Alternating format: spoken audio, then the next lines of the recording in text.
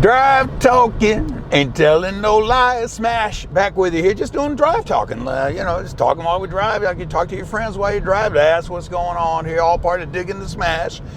Trying to be historically significant, especially the youngsters of today. They really have no, shall we say, reference point as far as where it all came from for them. All they know is their video games and the music that they download.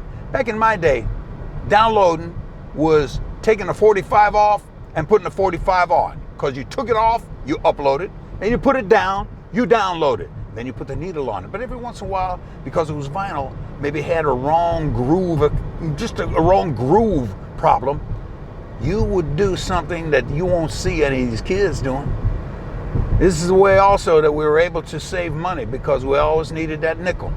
Because when the needle wouldn't go deep enough into the groove to make sure the music was playing correctly, you had to put a nickel on it. Because what used to happen, and the kids don't even know, records used to skip like that, and you'd hear the same thing over and over again. Now you hear the same thing over and over again. You think it's part of the song. You don't know. But back then, was not part of the song. There was a problem in the groove. And what did you do? You took a nickel, you put it on top of the needle. It made the needle go deeper into the groove. And in reality, what that did was give you a deeper tone, a much more warm tone to whatever the record would be. The record would be, the kids in Bristol are sharp as a thistle when they do the Bristol stomp. Really someone to join is jumping when they do the Bristol stomp. Whoa, whoa, whoa, whoa, whoa. When you got that, you put the nickel on top of the needle, and it went, whoa, that kid in Bristol at the DJ hop. And what you were able to do was continue your dance without that, whoa, whoa, whoa, continually over and over again. You know what the kids do when they hear that? Whoa, whoa, whoa. They keep on dancing the same thing over and over again. The dance is progressing. It is not staying static. Pardon me, I've become a little emotionally involved, and I apologize to anyone who doesn't understand. But let me tell you a little something here. What changed music in its totality? Yeah, Elvis was great. Yeah, I used to love the crooners myself. Yeah, Eddie Arnold and all the make the world go away, take it off of my shoulders, say the things you used to say, but make the world go away. Oh, it's a little reverb on a lot of the records back then. And I'll tell you what, you can laugh about it. Great memories make me laugh. But I tell you what changed everything was what's called the British invasion.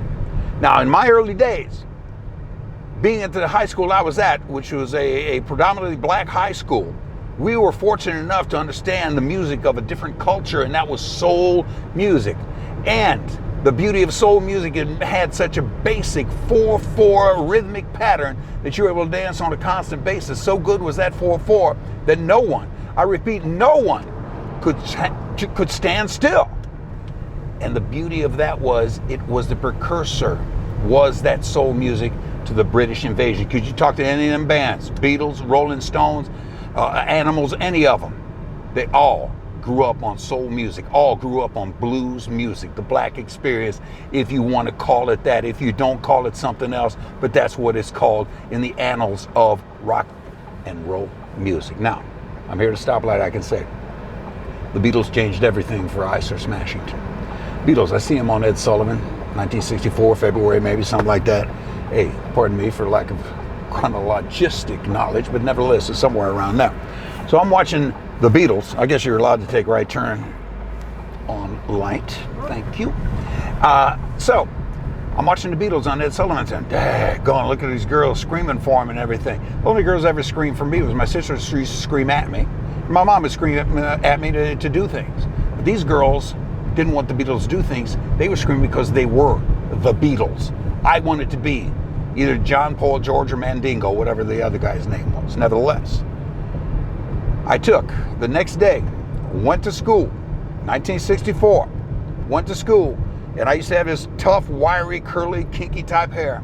And I took it and I combed it down like this and combed it down like this. Had I had one of those kind of mustaches, you might have said I'm looking Hitlerish. But no, this was the Beatles.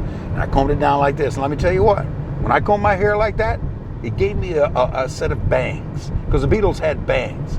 And those bangs got women interested in me for some particular reason. They must have thought that I was of that ilk being the British invasion, the great groups like the Beatles, like the Rolling Stones, like the Animals. I remember meeting the Animals on the elevator at the Waldorf Astoria in New York City, about 1964. We were there with the Jewish Community Center in Indianapolis. They took a whole bunch of kids to the World's Fair. The World's Fair was there. In fact, somewhere in New York, I guess where the World's Fair used to be, they got that big old globe, which was the centerpiece of the World's Fair in 1964. So I'm over there, and on the elevator gets Alan Keyes and one of my heroes of the time, and Eric Burdon and the Animals. So Eric Burdon gets on there, and I tell you what, on television they look one way. It's because you got a lot of makeup on and everything. But the poor guy had pockmarks like nobody's business. It's kind of like, wow, that's Eric Burdon? Yeah, it was Eric Burdon. I said hi to him. He spoke to me in a British accent. Hello, bloke. Hello. We're here with the British invasion. I'm thinking to myself, wow, he don't sing like that, because they're always singing, we gotta get out of this place. If it's the last thing we ever do, we gotta get out of this place. Girl, it's a better life for me and you. But no, on the elevator it was, well, nice to meet you, young American people. We're glad to be here. So there was a difference. And the difference was, you're one way in your reality, you're another way when it comes to performance art. It's almost like Picasso, if you know anything about art. Picasso was a guy who was just a normal dude like me or you, except when he started painting. Then he painted in what's called the abstract. Now the abstract made him a lot of money. The abstract made all these Brits a whole lot of money. And a lot of people could complain, saying that a whole lot of money drained the American economy, not only then, but to this day. Oh, I get so emotionally involved when it comes to the music.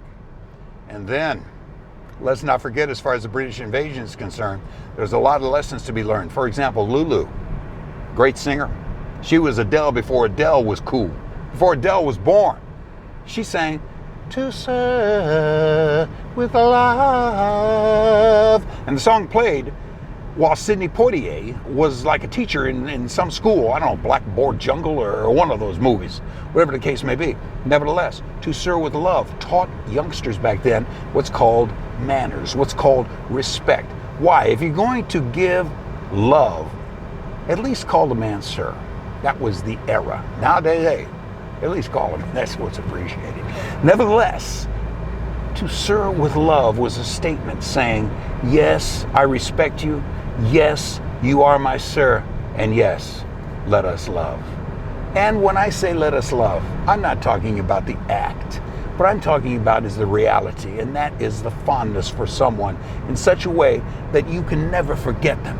Such a way that you, well, more or less, will never forget what they do for you. And I'll tell you what one of these guys did for me.